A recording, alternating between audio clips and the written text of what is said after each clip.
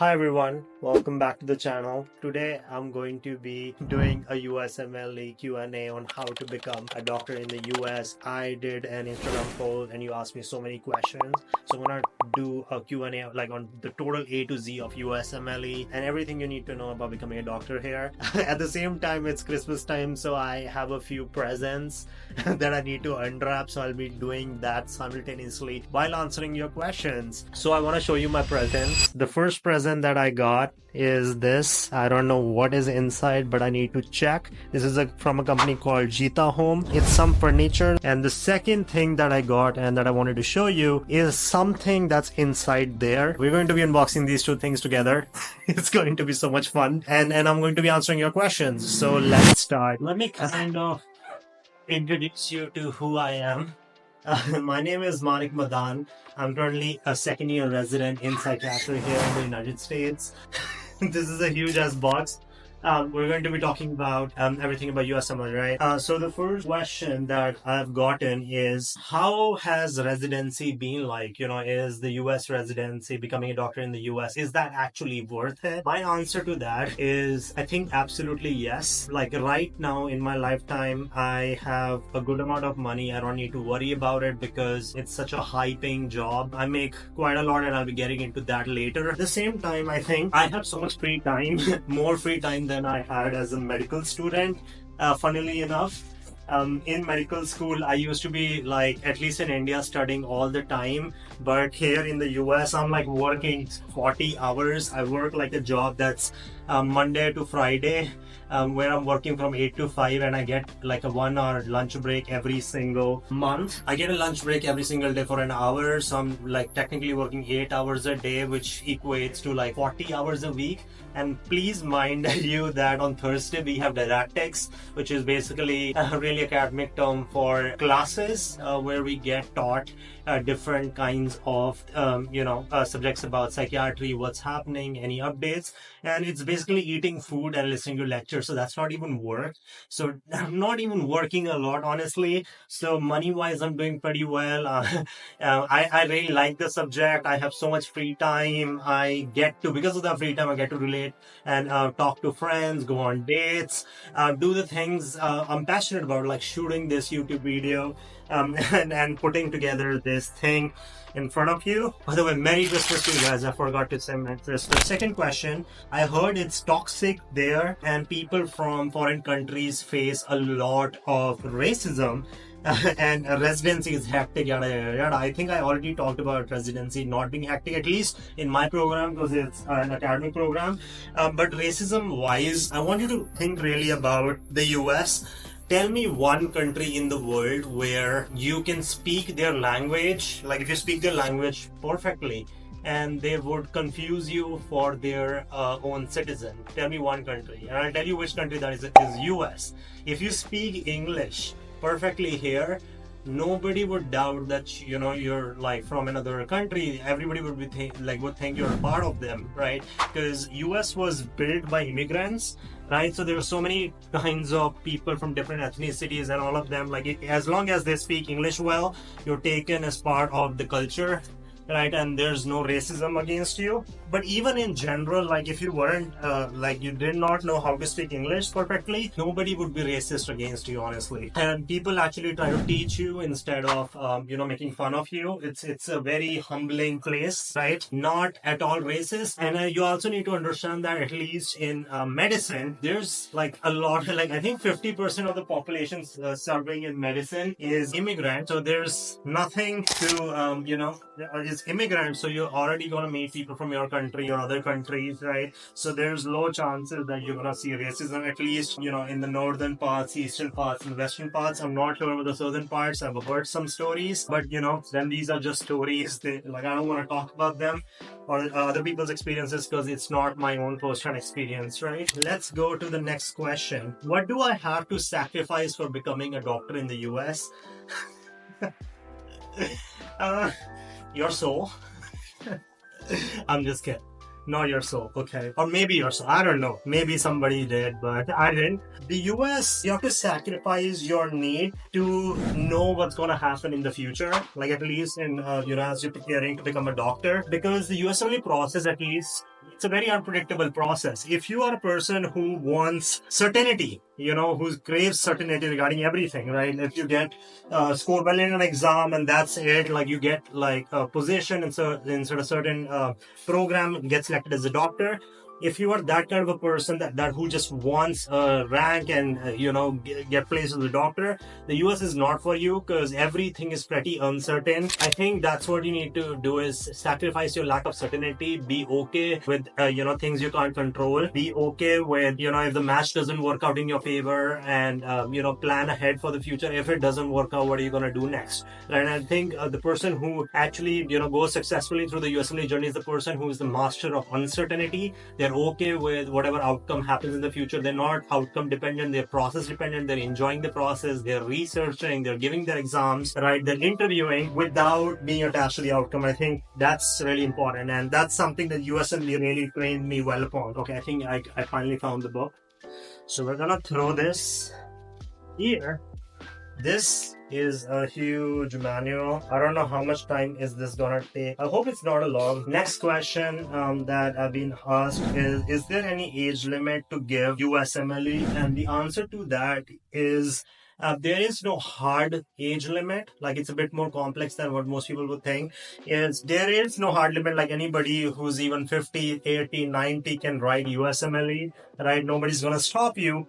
But the problem becomes is when you look at age limit is number one, year of graduation. How long has it been since you graduated from medical school? So technically, the higher your age, the more your YOG, year of graduation in general, and the more far off from medical school you have been, the more far off from medical school you are, the less good your basics are, the less are the chances that you're going to be able to build from the basics, fundamentals, first principles to higher knowledge in a certain specialty. And this is what a lot of program directors worry about.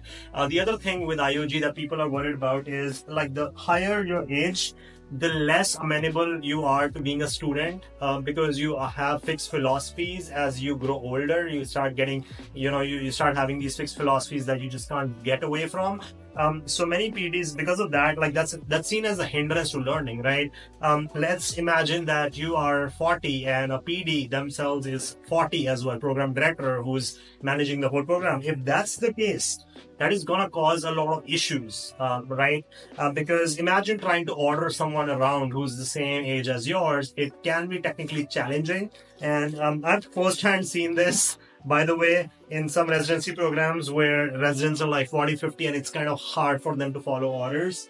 Right? So that's why PDs are careful. So technically, there is no hard limit for someone to, become a doctor in the US, but there are like oftentimes softer limits which can prevent you from matching into residency, if that makes any sense. Finally, okay. Wow, that's a lot of things. I need to look at the manual. So first things first, we need a third box, 4 pieces of whatever. What?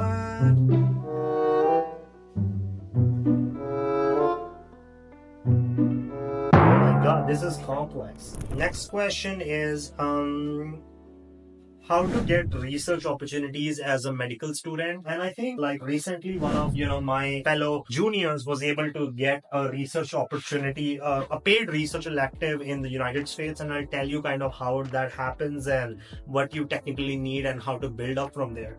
So what you need to understand is a lot of the research that is going on in the US, it requires junior research fellows kind of to do the fluff work that the seniors don't want to do, right? So there's always a look for a research fellow or like a research student who can do that kind of easy work, that or repetitive work that the senior research person or we also call this as the program investigator doesn't want to do, right? So there's always look out for those kind of jobs, right? And this is sometimes what we call as what is a research opportunity. You technically don't know a lot about research always from this, but you're learning a lot from here, right? And you can get paid. So how do you get a paid opportunity, and how did this person get a paid opportunity? So first of all, you need to have something to offer, to these big programs where there are these program investigators conducting research, you have to have some kind of skill set to offer to them. So the way to do that is the way to build a skill set is, first of all, doing a bit of basic research yourself. And this could start with the first level, which is case reports, where you see a special case which hasn't been noted much in the literature, and you kind of inform on the literature about that. An example would be like something that I am working on is akathisia versus anxiety. What is it? So we had a patient who was on an antipsychotic, and they had a lot of anxiety. They were moving around a lot. We were confused whether this is akathisia because of the antipsychotic, or is this something else, maybe anxiety, right? And this person was also on benzos. For akathisia, you can use benzos or BZ or beta blocker, right? So given that this person was on benzos, we had a few pathways to go, right? Let's say if this was akathisia or anxiety, increasing the benzos was a way to decrease both, right? We could have done that. However, that wouldn't have helped us differentiate between whether it is akathisia, which is this thing that you get when you're on antipsychotics for a long time, or is it anxiety. So the decision was made instead to decrease the antipsychotic dose, and that led to that person having that decreased sense of movement and anxiety, and so that was more akathisia, right? So this is a good thing to report in the medical literature, where there's not a lot of talk about anxiety versus akathisia. So that's a case report that I'm working on, and this is the most basic level of research that you guys can start with. After this, you can start with a case series where you look at a bunch of patients, and this could be, let's say you find a new disease that hasn't been noted in the literature, right? And you can look at different people and see what are the most common symptoms. For example, depression, if it was a new disease, I could start with that, right? And look at okay, what symptoms does one person with depression have? Is it decreased sleep, decreased interest, guilt? And this person, okay, is this consistent across this case series, right? And if that is the case, right, what should be the diagnostic criteria? So that's more case series. After case series, you can do something like case control, or but that is a hard thing to do because if you're in a developing country, you don't have as much data. But I think a lot of people also engage in what is called as literature review, where they already look at a lot of literature and then make a systematic review out of that, or meta-analysis. So that's not a hard thing to do. So you could start from low and build your basics. And as you get to know research, right, you can learn this from YouTube, how to write a case report. And as you get these skills, you can start looking at other people in the literature who are interested in the same thing as you in your specialty, right? For example, internal medicine. And if that's the case, you can shoot them like an email, hey, here's my work, do you want to take me, right? And sometimes you'll see you need to send at least a lot of emails, and the rate is generally 1 out of 10 people reply to these emails. But if you get a reply from them, that is a really you're kind of done. So that's how I would start getting research opportunities. Next question is, I don't want to do research and stuff, can I still match into internal medicine? The answer to that is yes. You can technically match into internal medicine without any research, and the reason for that is because it's a non-competitive specialty, so research doesn't play a big role. Also, do mind that if you don't do research, even in a non-competitive specialty, you're giving up on a big academic programs which are into research and which want residents who are informed in research. So they won't take you. You won't get into the likes of Harvard or Stanford, but you will be able to secure some community hospitals even without research. So if that's something you don't like research at all, you can totally go ahead with that. Okay, now let's look at the next question.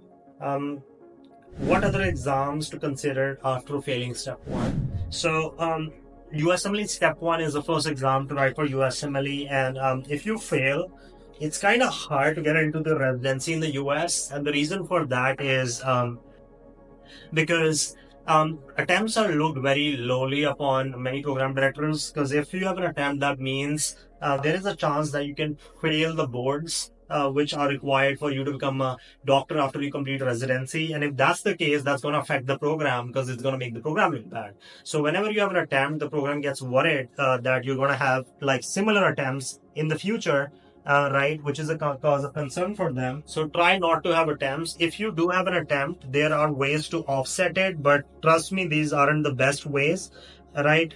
Because the program has unlimited number of choices. If you look at that, like they have a limited number of candidates who don't have attempts, and they would rather have them over somebody who has an attempt. However, yeah, if you can show that you're very dedicated to the program by doing a research elective there, all right. If the program is able to see that, they'll take you. So doing a research elective is kind of a way to offset it. Doing a research fellowship where you spend one year or 2 years working for a certain program, like let's say in Duke, they can take you if they feel that you're good enough. There are examples of people I know who failed actually step one and matched into competitive residency like anesthesia. So it is technically possible, right? Nothing is impossible in this whole process. Coming to the question, if you failed step one, I would think about it, right? Are you the kind of person who has the financial resources and the motivation to persevere, like going unmatched through many cycles while working a research job that might not even pay you? If that's you, and you're really you want to come to the US and there's nothing else you can see yourself doing, I would come here. So that's the only time I would come here. The other backups are PLAB or AMC. I think out of these backups, I like AMC more, because AMC technically has, after you clear, AMC part one, you can get a job in Australia directly, and you don't have to worry about like expenses.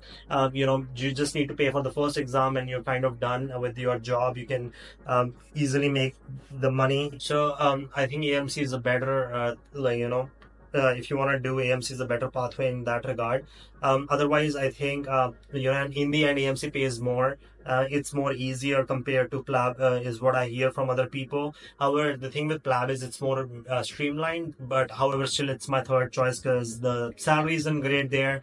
Many doctors are on the strike in the UK, so I'll be very careful about PLAB and stuff. So we're gonna go into the next question. The next question is, when should we give the USMLE exam? So I guess like what they're talking about is USMLE Step 1 and Step 2, and Step 3. I'll take that as well. For Step 1, you can write them any time, but there are limits. For example, Step 1 can only be written after about second year's done for students, like, because you need preclinical knowledge, and you won't be allowed to give it before second year for Step 1. Step 2, you need to do at least finish fourth year, final year of medical school to get done with clinical subjects, so you can write Step 2, which is about clinical exams, right? So those are the minimum requirements to at least write these exams.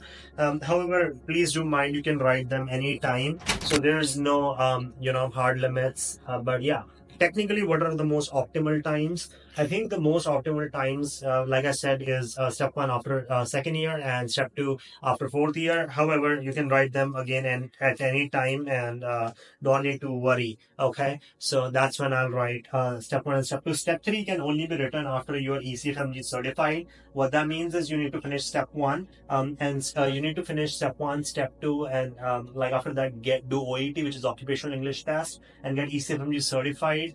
Only after you're done with that, can you write Step 3, and also Step 3 can only be written in the United States itself. So please be wary of that. You have to come here, unlike Step 1 and Step 2, which can be written anywhere. Next question: is studying for Step 2 harder than Step 1? I would say that yes, studying for USMLE Step 2 is kind of harder than Step 1, because Step 2 is just so vast. There are no limits to it. It is people would say it's a clinical exam.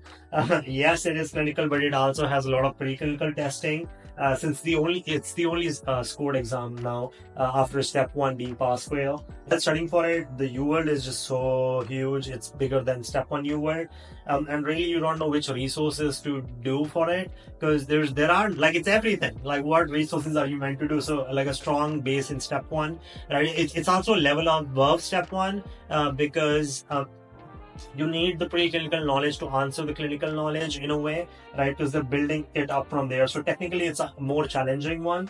This was the only exam that made my hair on the arm just right. I've never been scared for any other exam other than like step 2 in my life.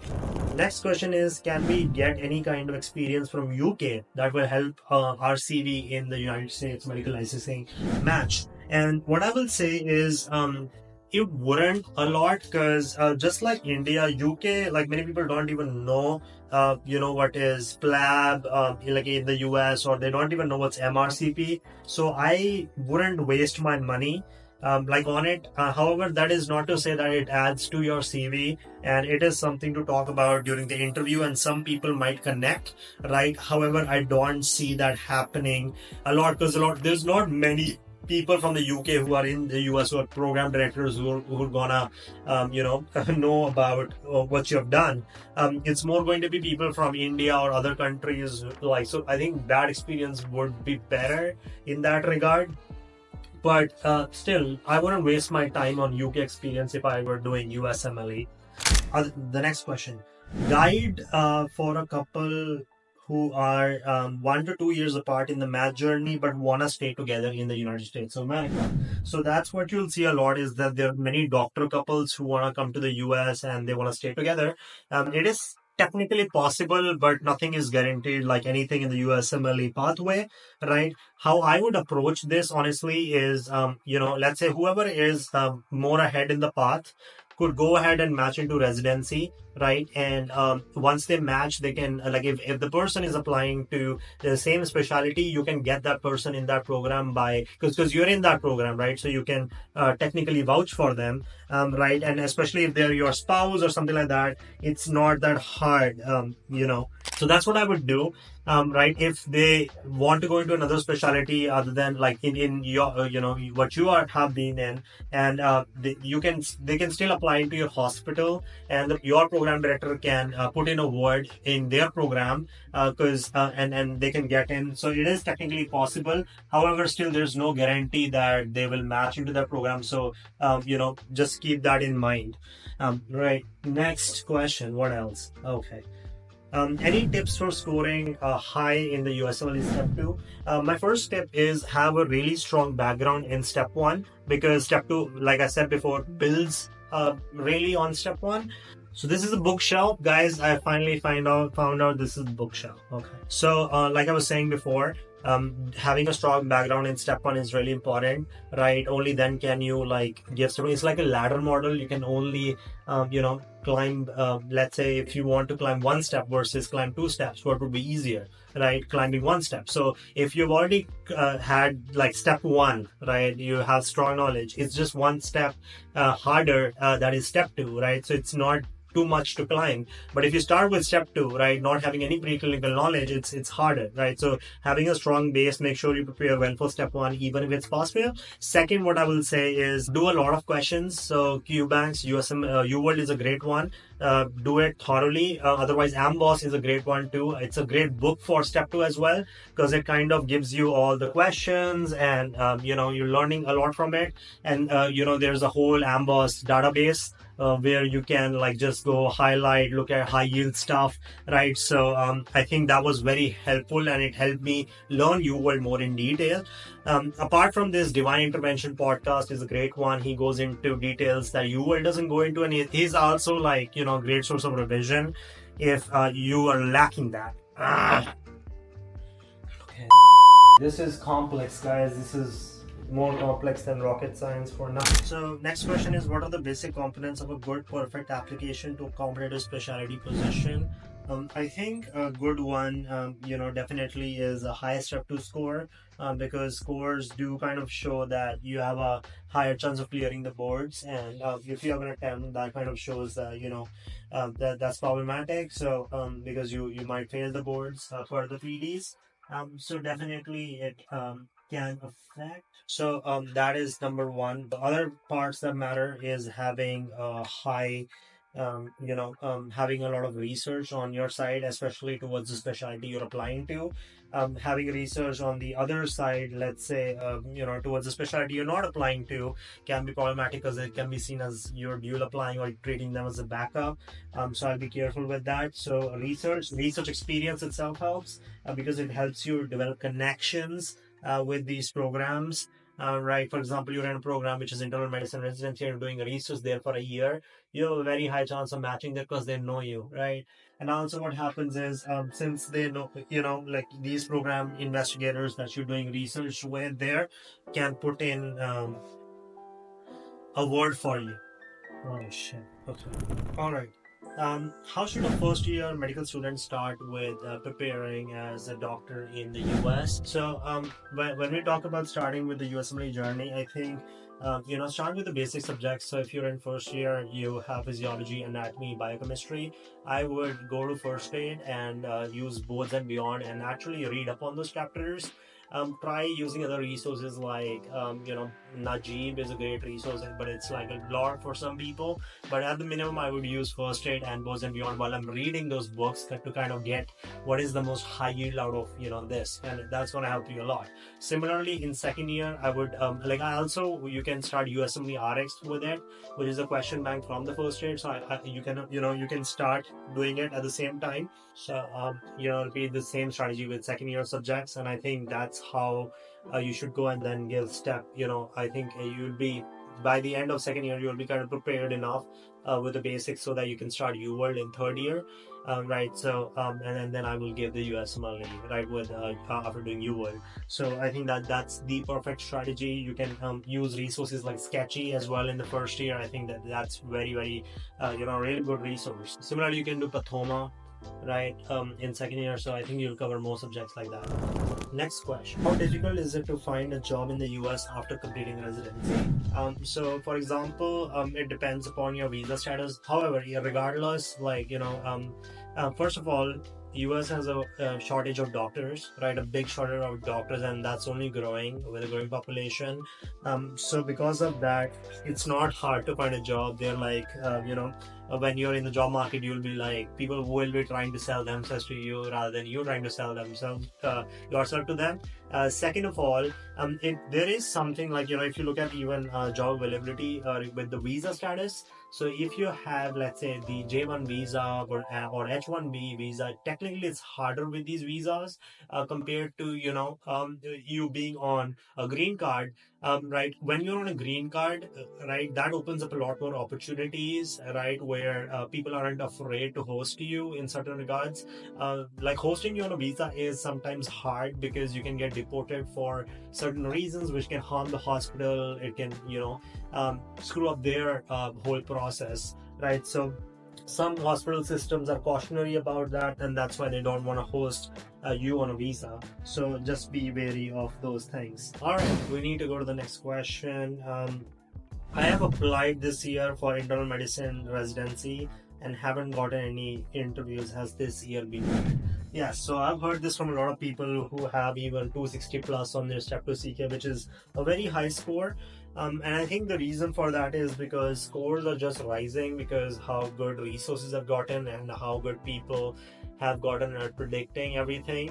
So there's a technically rise in scores, and because of that, the signal to noise ratio, standing out in the noise, is harder. So the signal to noise ratio has gotten far lower with the scores. So instead, what now matters is, number one, what kind of electives you've done, LORs, networking, whether you're on a visa or not. So these things, like right now, are playing a part.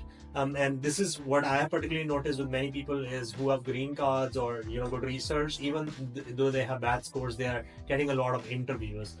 So really, really something to be thinking about. Next question: how can you explain gaps? So what are gaps? Is let's say it's any kind of period where you aren't engaged in medical work.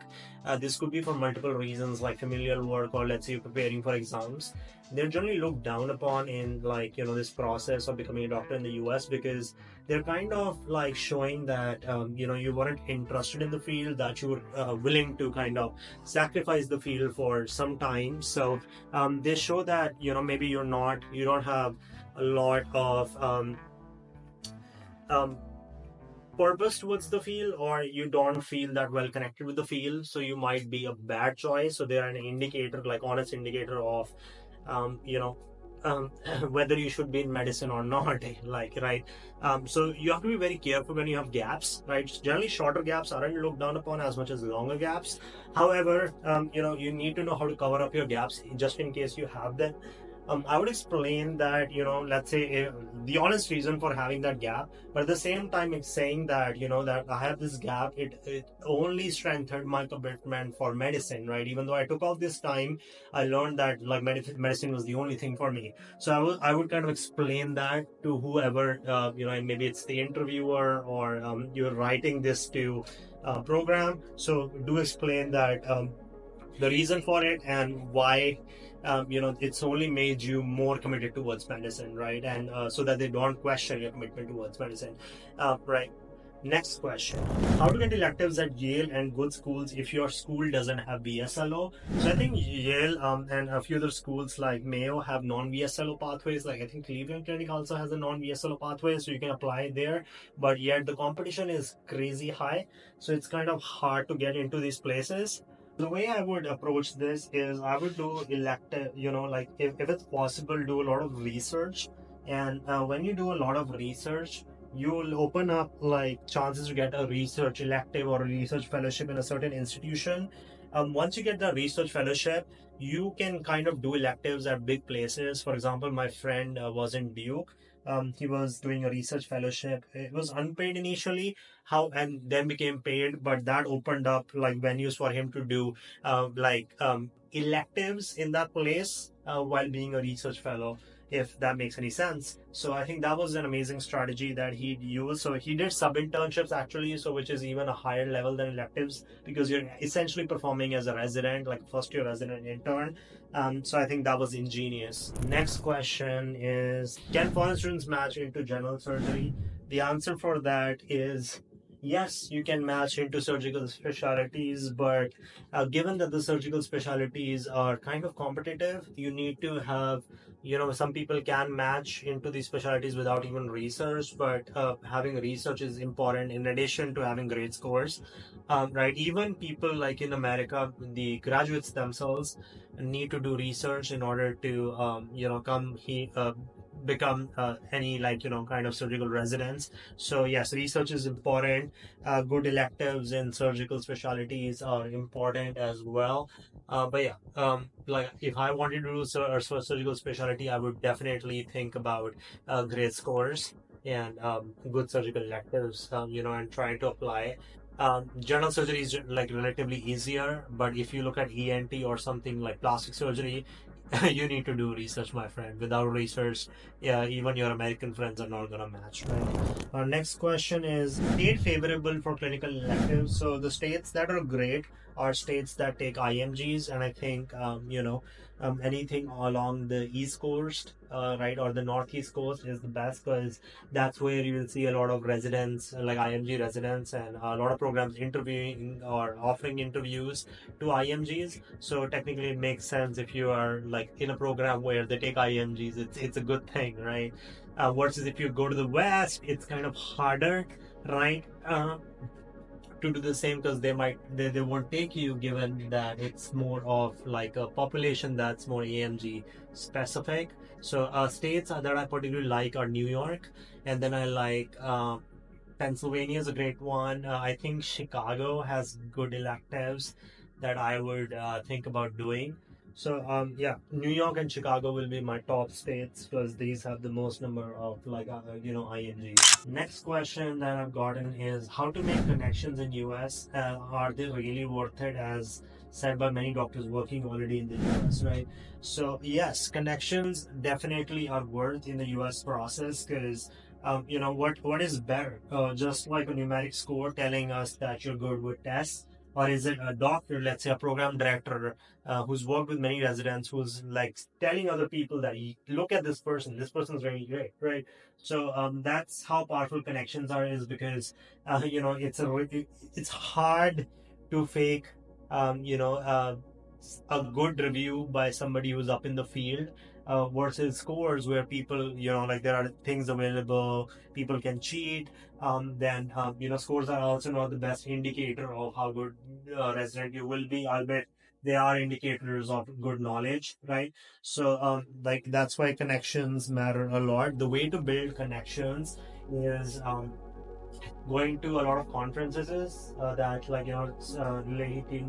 relating to your specialty, and then I would, along rotations, you can develop connections.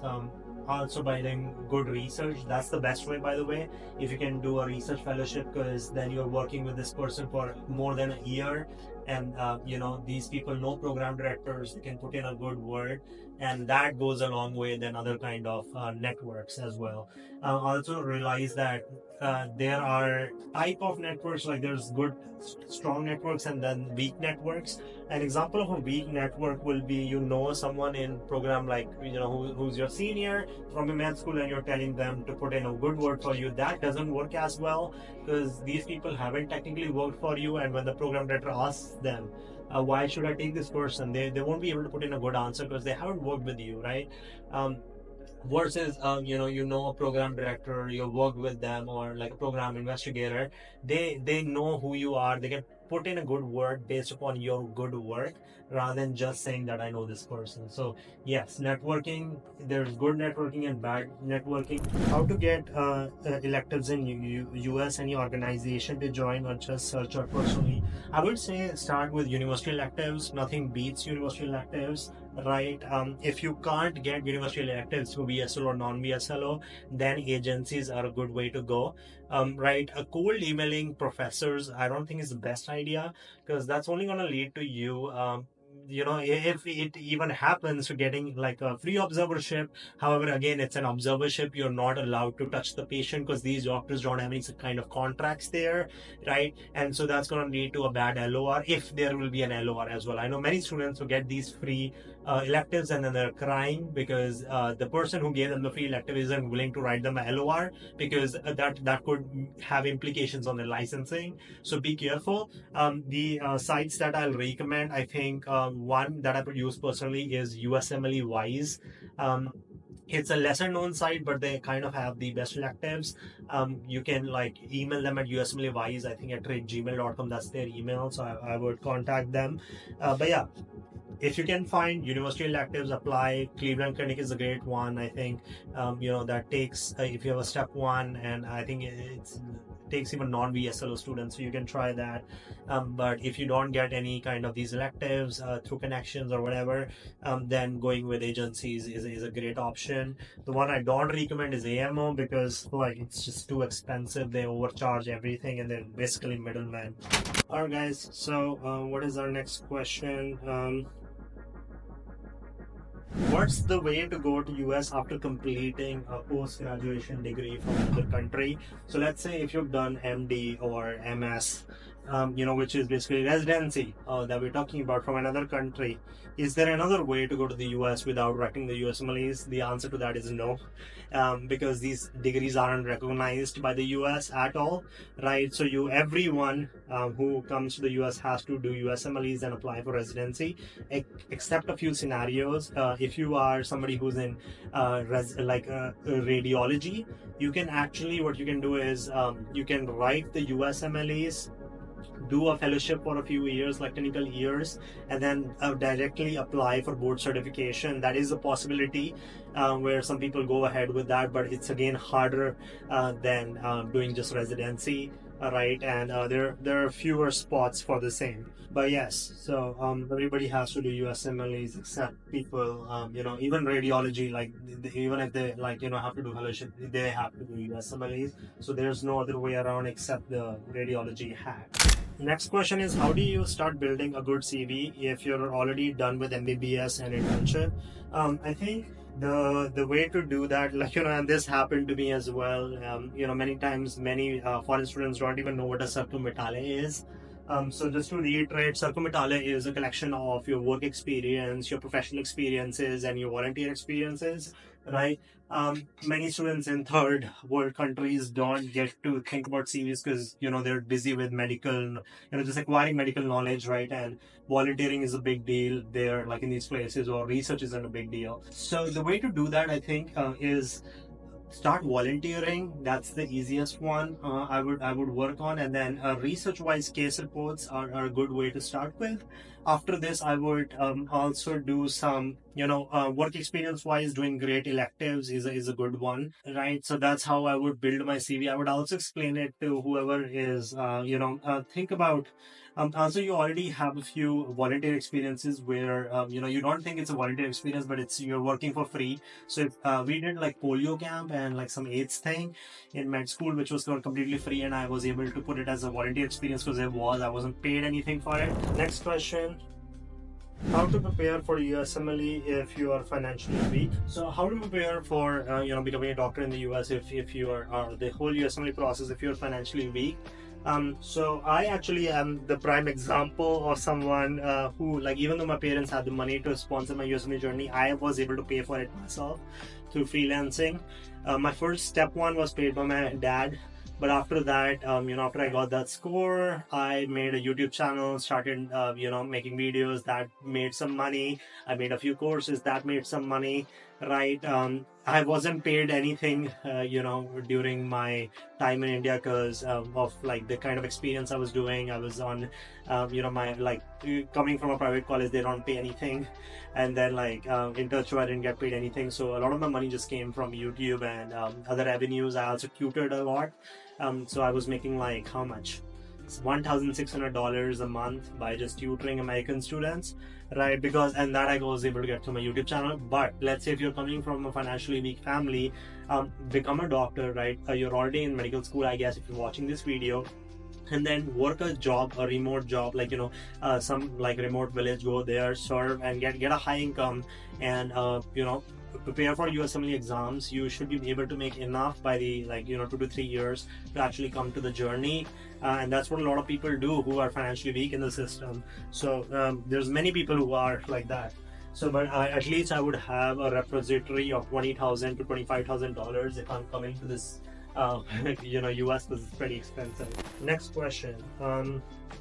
Best time to go for electives and start applying for the same. So the best time to apply for electives, I would actually start like after like in third year of medical school at the least, because for some electives the wait time is 1.5 to 2 years.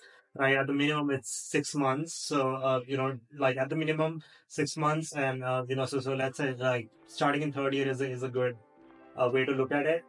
Next question. How did you handle the stress and prepare during the USMLE process? USMLE is a very stressful process because there is no guarantee in the end, right? Like I said before, the only thing you need to sacrifice here is your certainty about the outcome, because everything is quite uncertain. Despite having the best scores and good electives and LORs, you might not still match due to certain circumstances, right? So it is quite a stressful period because you can't predict the future. It's very that's basically the definition of anxiety, right? You're feeling uncertain, and it's just so different from the system that I came from. Oh my god, right? I think over time you kind of get used to it, the anxiety, and it doesn't bother you anymore. Generally, I think mindfulness helped a lot. I was like, let's say if it didn't work out, I was like, okay, let's say, I gave myself a time period. If for 2 years I keep on applying, it doesn't work out, what am I going to do next? So for me, I had those plans. I was going to go the PLAB way or the AMC way, right? And yeah, that's what I will recommend is give up on the outcome, focus on the process, have enough savings, and be okay with not matching. And I think by the end, I was okay. And you have to be a bit resilient, in order to become a doctor in the US. It's not that easy compared to other pathways, honestly. What resources did you find the most useful during USMLE prep? So the resources that I think are a must, and I think are grade A, are Boards and Beyond. with first aid to start. Build concepts while using USMLE RX, which is a question bank by first aid, to test your concepts and kind of get used to how USMLE questions are. After that, I would start with, while you're doing this, you could add sketchy to it, which are visual mnemonics. It's a great one. Yitahome is also another good resource. And after that, you can plug them in like during the first period of like preparing with Bows and Beyond or first aid, Bows and Beyond and first aid, and right, or you can plug in later after you're done with these resources while you're doing UWorld, right? It's up to you how your schedule works, but yes, Bows and Beyond, UWorld, first aid, Yitahome, sketchy are the ones with USMLE RX, of course. Next question is, why did you choose USMLE over PLAB? And somebody's confused about like how to make that choice.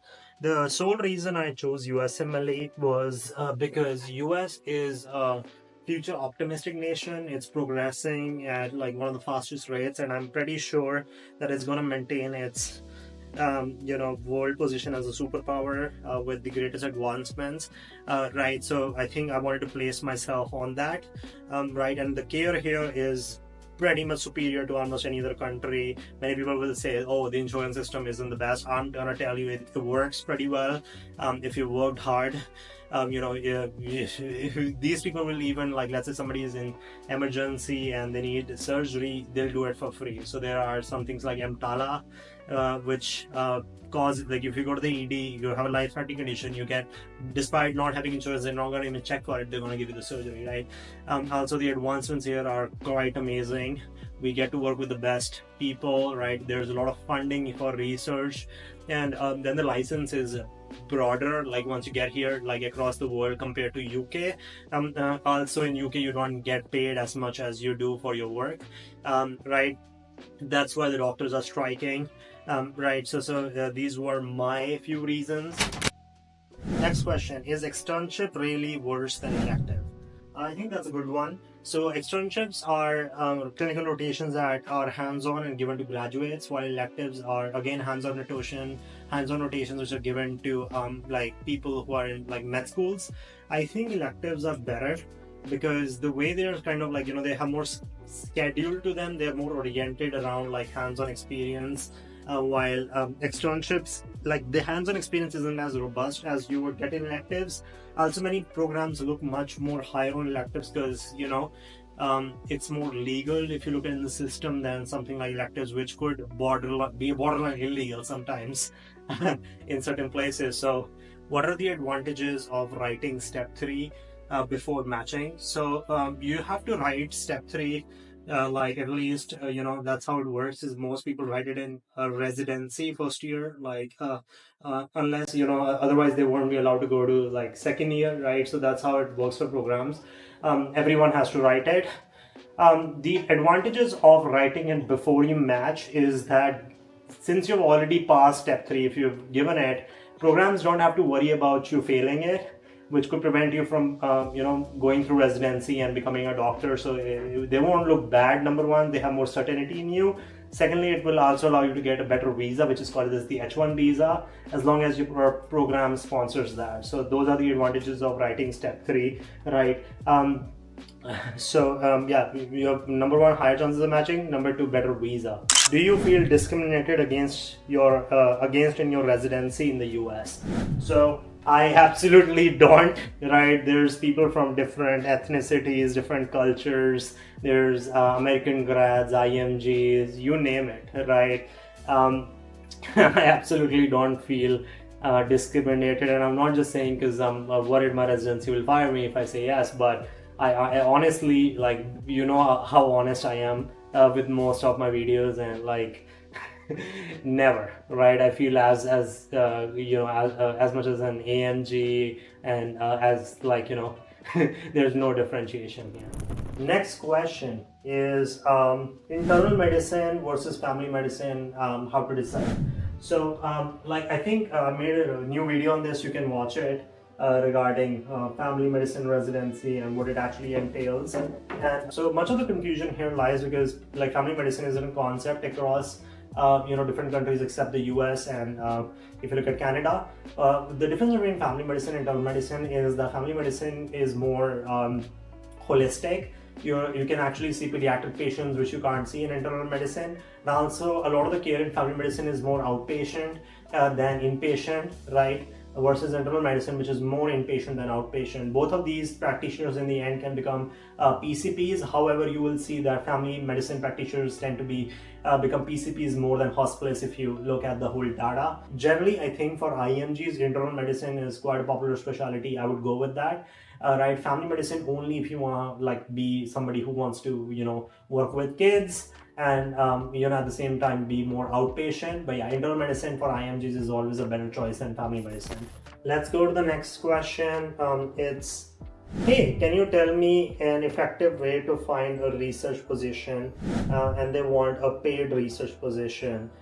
Yes, so the way to get a paid research position, like I've said, is first to get a free research position where you're not getting paid, right? Unless you have great research skills, which most of IMGs don't, right? So you have to make sure that you're financially ready for that. Also, to get a free research position, you need research experience, right? So writing case reports, having a few meta-analysis, systematic reviews before you go cold emailing professors that like from different universities like Yale, Duke, Ivy Leagues to take you in. So that's how it would progress. Is first do some research on your own, learn from YouTube, do some research, then start cold emailing professors from big universities, get a free research position and then a paid research position, right? Nobody's going to give it to you unless they know what they're dealing with. Let's go to the next question.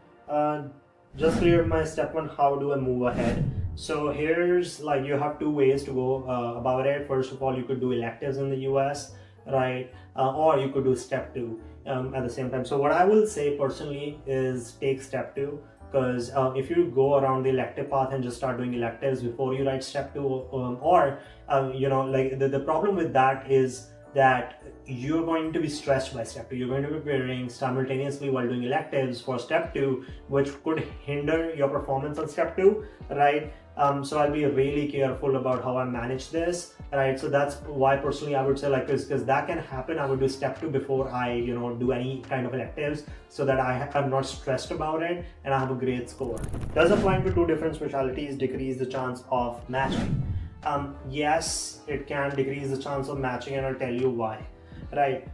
Yes, you can have multiple LORs and assign it to different programs, but the problem with that is sometimes since you've done that experience, you've mentioned that in your work experiences, that can go to programs. Let's say a psych experience can go to an IM program, that can be detrimental, right? And sometimes you can mix up your answers, right? And programs kind of feel if you've dual applied, because they've been through this process for a whole long time. And since if you're dual applying, they could be the backup specialty, which can make them view you very differently from somebody who's not treating it as a backup specialty. So you need to be very careful in that regard. I would personally not dual apply. I would say have one singular focus that you're very passionate about and go all in before you move to a different specialty that you want to treat it as a backup.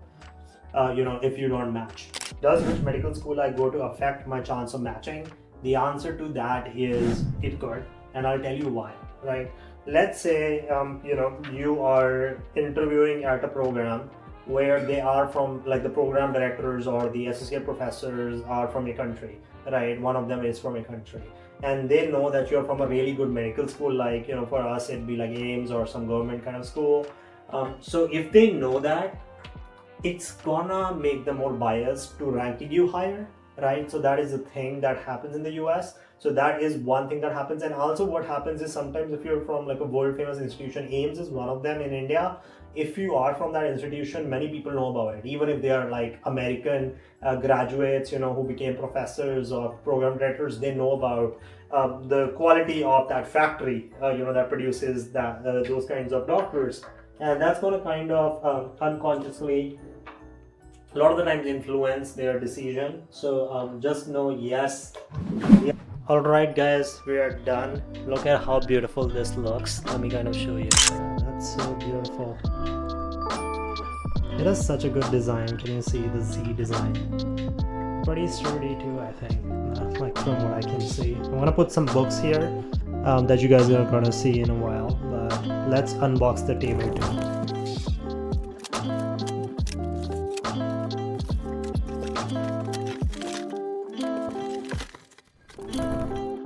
Next question that I got, can I match with only 3 interviews in internal medicine? I think that's a great question because people are like always trying to predict their chances of matching with the number of interviews that they get. And it's kind of interesting that how, yes, like, having more number of interviews does increase your chances, but that doesn't always mean you'll match. For example, there are many people who have like 10 plus interviews and they don't end up matching. And there are people who have 1 interview and they match, right? So again, USMLE is a gamble, right? Yes, the more number of interviews you have, the higher the chances of matching. But then there are several factors that will come into play, like what kind of program are you interviewing at? Are there American medical grads at that program that would make it difficult to match in that program, right? But I like the quote that all you need is 1 interview to match. So make sure that your CV is so good that they have no choice but to take you, right? And your interview skills are so robust that they love you, right? So you have that one chance, right? So don't give up, even if you get 1 interview. That isn't, the end of the world. You'll survive. Next question: what are the tricks to keep yourself mentally healthy and study effectively? The best way to keep yourself mentally healthy is diet, a proper diet like that's rich in protein. All right, animal protein is probably like what I see as the best, at least based on the research. So along with that, like fish. So within animal protein, I think fish is the best source. So eat a lot of fish. I would also eat good kinds of meat to get good protein because it's important for neurotransmitters. Exercise is critical for peak cognition because exercise kind of has been shown to increase the size of hippocampus, which is the memory zone of your brain. And then sleep, right, is a miracle drug that can actually heal most mental anomalies. If you're tired, right, sleep kind of takes that away. It is that one miracle drug that I think most people should focus on. So make sure you have a good sleep hygiene. You are like at night, don't get exposed to too many lights at least 2 hours before you go to sleep. Eat at least 3 hours before you go to sleep, and exercise no more than 4 hours before you go to sleep. So that definitely helps, right? And make sure you sleep in a blacked out room, and that helps a lot with mental health. I would also like you to look at challenges in a positive light. While many people think that the more successful you are, the more happy you will be, it's actually the inverse. That's what the research shows, that the more happy you are, the more successful you will be, not the more successful you are, the more happy you are. So yes, success that revolves around happiness actually. So that's kind of an interesting thing in research that we have learned. So next question: took USMLE Step 1 yesterday, lots of anxiety about the result. Does it happen with everyone? And I'm gonna tell you that it's kind of true that for most people you're gonna be pretty anxious because usually Step 1 can be, many a times it can be a very ambivalent exam. Like you don't know what's the right answer always. You're always stuck between 2 options and you don't know, like, if you pick the right one, right? That's what many people report. And I had a similar experience where after giving Step 1, I thought, like, oh, I messed up bad, but my score was pretty good, right? So that's my advice, right? Do your best and forget about the outcome. It's all about the process, all about the journey, as Miley Cyrus would say, it's about the climb, right? So that's what a lot of people, so now you can do nothing about it. Whatever's happened, focus on the future, on the process, and the outcome shall take care of itself. That's all I'll say. So we're going to go to the next question. How long does it take to become a doctor in the US? So in the US, residency is critical. Without residency, nobody can become a doctor. Because of that, let's say you enter residency, it's going to take a minimum of 3 years for residencies like family medicine, internal medicine, or pediatrics for you to become a doctor.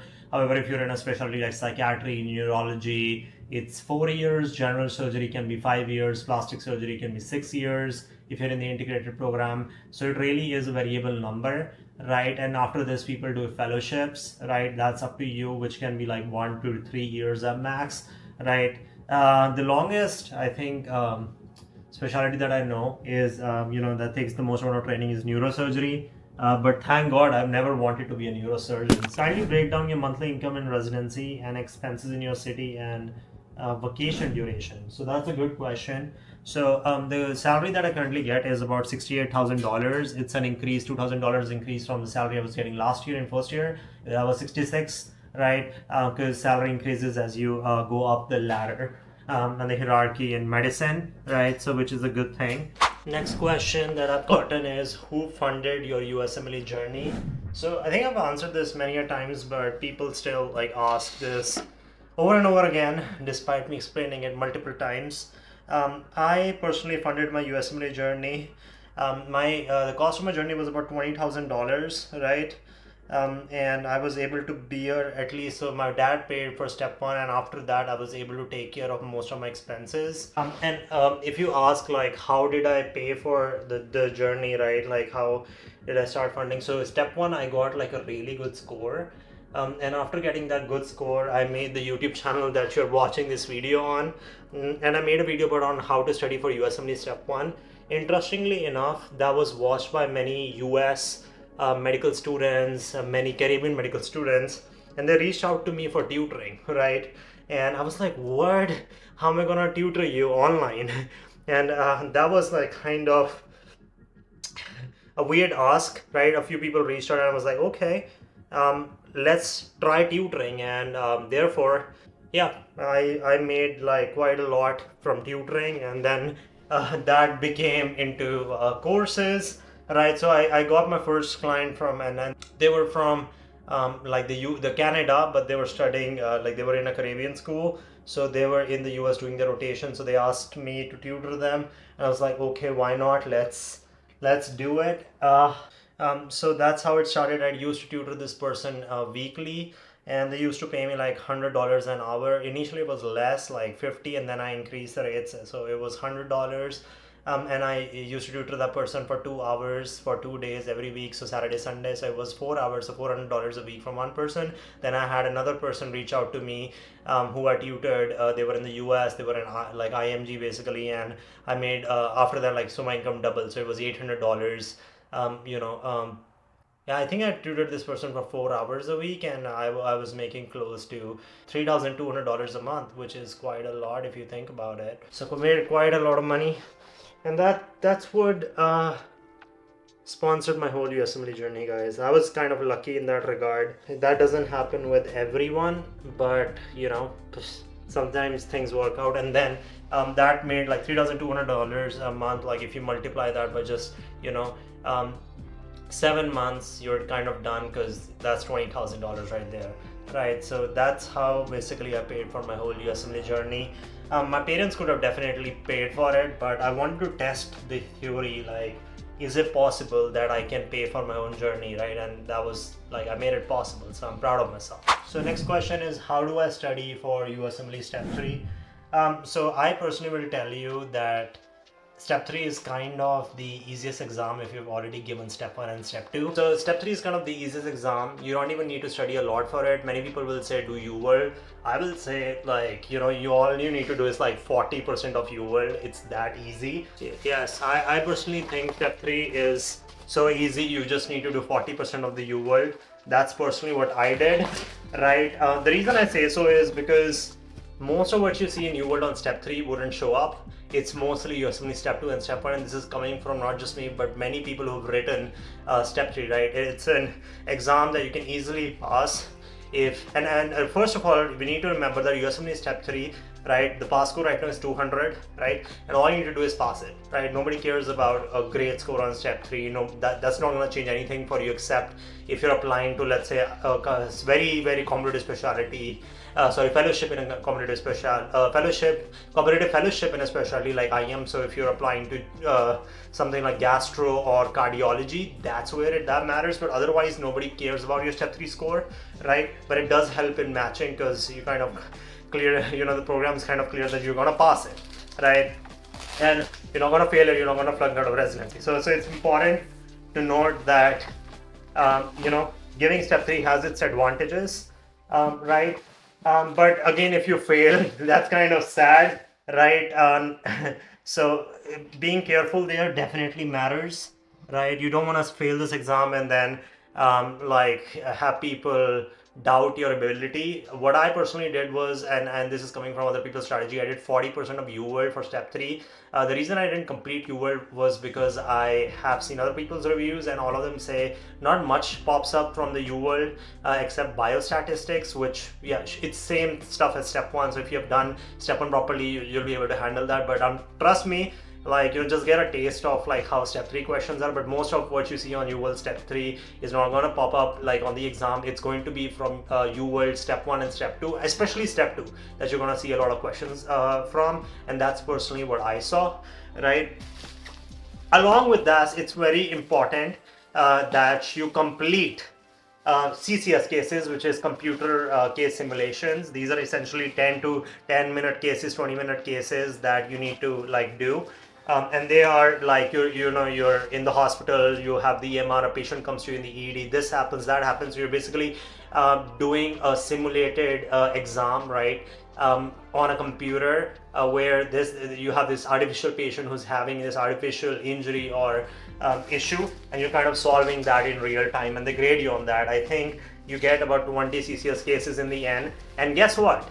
I think 25% of the passing score of step 3 is based upon CCS cases. 25% of the score on step 3, the best tip I can give you is prepare for CCS cases, because 25% of your score is CCS cases. So if you score pretty well on CCS cases, you have to actually pass the exam, because all you need is like 50%. So let's say you need to do 25% questions right on the main exam, and then 25% cases right. 25% get like the full 25% on the CCS cases. So if you just do that, you pass, right? It's not that hard because of this to pass it, and that's why many people who don't even prepare, right, who are in residency, who don't have time to prepare, pass this exam, right? So if I was preparing for step 3, my main strategy would be complete CCS cases. UWorld is the best for this, right? NBME also has like a few CCS cases, so I would do UWorld's 40 CCS cases.